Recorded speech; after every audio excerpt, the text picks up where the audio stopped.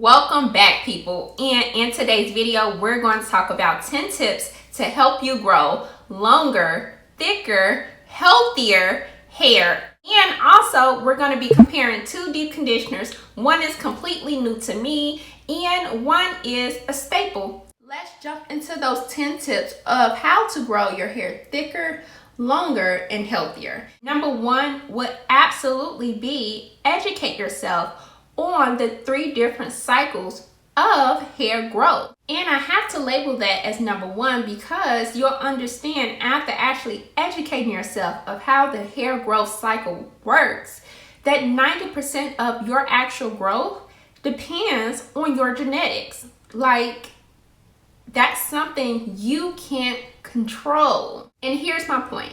A lot of these labels in the hair beauty community period, not just within the natural hair community, are very misleading.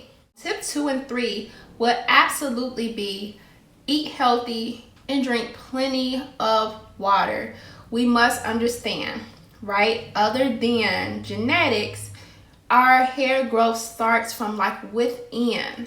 And if you didn't know, your hair and your nails are the last components to receive any vitamins or any good things that you put into your body.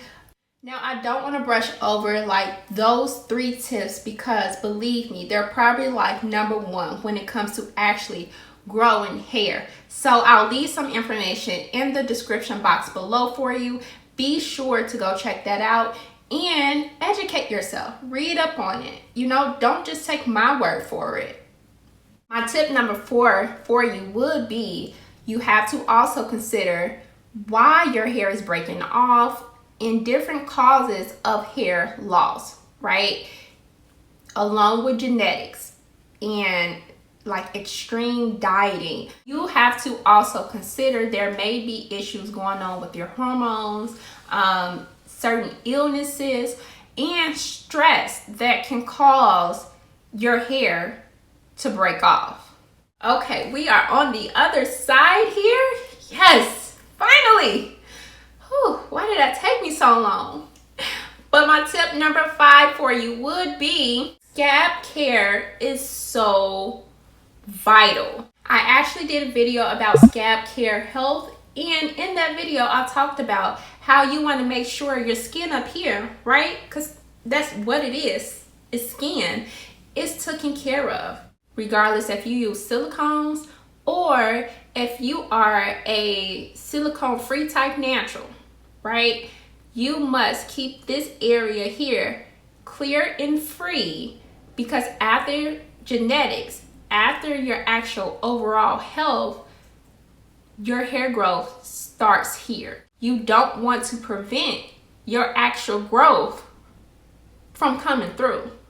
So let's get into some of these tips about actual length retention and not growth.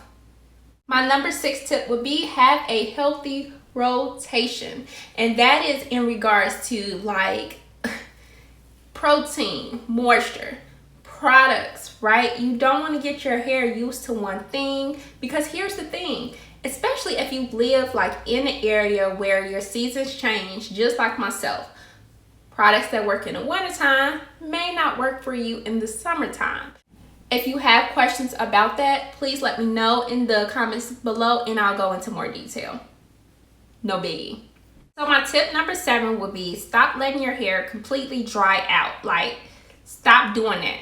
I recently did a video talking about dryness and how it is best, right, to manipulate your hair when you have a product on your hair versus your hair just being completely like bone dry.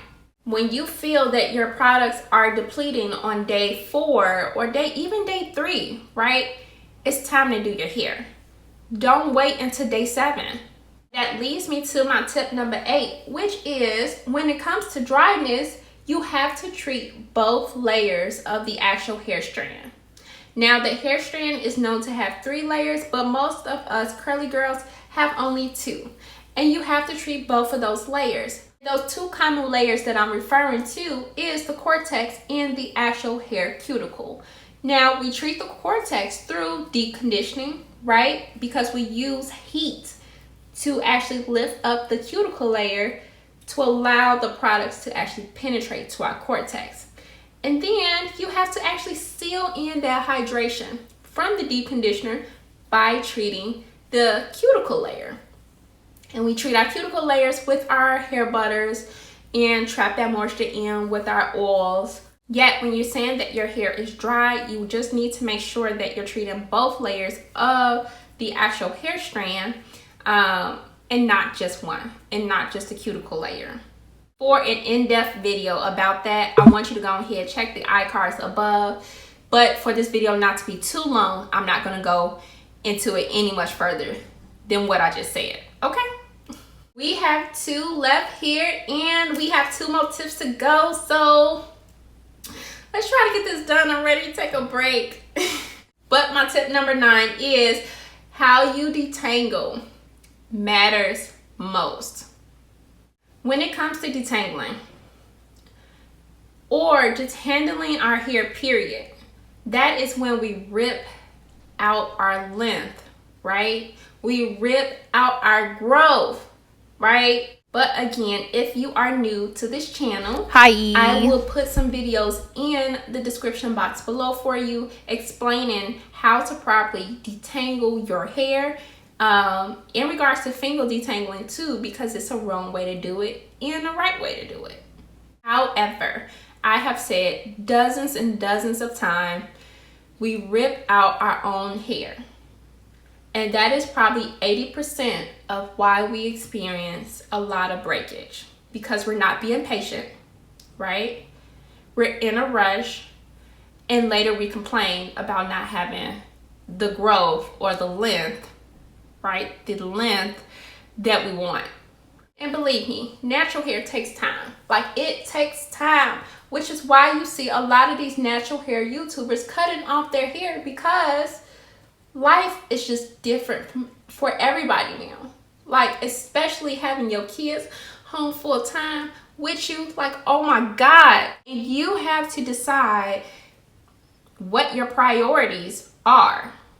All I'm saying is, if you want longer hair, if you want your hair to appear thicker, you can't snap off your own strands. Like, you just can't do that. But this leads me to tip number 10. And that is, you have to appreciate what is naturally yours. A lot of these times I put the word thicker in the title because it brings you to my channel. Like, I want you to come and say hi to me, right?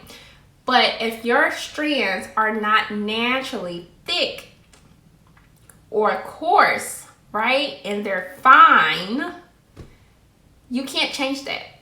You can't change it. But what you can do, and a lot of folks will be surprised to know that their hair can actually be strong. And when you get your hair to its healthiest, it's easier to embrace your fine, thin texture. Like, believe me, a lot of times we don't like our natural hair because it is damaged, right? And we just don't know how to take care of it. But I encourage you to fall in love with what's naturally yours. And you can't have the expectation of what my hair looks like, right? It's how your hair should look. All I'm saying is, natural hair is unique for everyone. And it's only your goal to get her to her healthiest. And be okay if your hair doesn't look like the girl on YouTube. All right, people, I want to thank you so much for staying to the end of this video. And if you missed that battle of being cheap with your natural hair, I want you to go ahead and check that out. But you must know, I have separation anxiety issues. I need you to click on the next video. See you guys next time. Take care.